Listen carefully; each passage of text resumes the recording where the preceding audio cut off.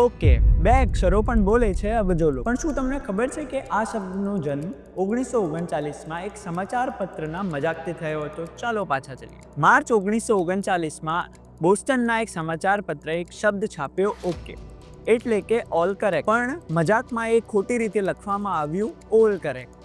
એ સમયમાં આવા મજાકિયા short ફોર્મ્સનો trend હતો અને આ શબ્દ આખી દુનિયામાં ફેલાઈ ગયો. એક વર્ષ પછી આ શબ્દને રાજકીય વાવાઝોડું મળ્યું. ત્યારેના રાષ્ટ્રપતિ માર્ટિન વાન બ્યુરેન, જેને લોકો ઓલ્ડ કિન્ડરહુક કહેતા, તેના સમર્થકોએ ઓકે ક્લબ ચાલુ કરી તેના નારા લગાવવાનું શરૂ કર્યું અને આ શબ્દ આખા અમેરિકામાં ફેલાઈ ગયો.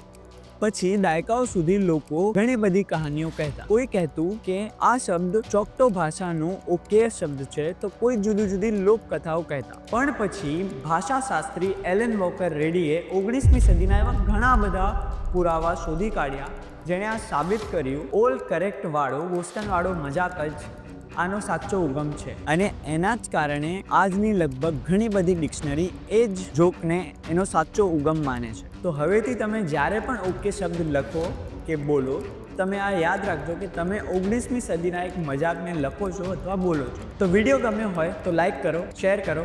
ધન્યવાદ. મળીએ.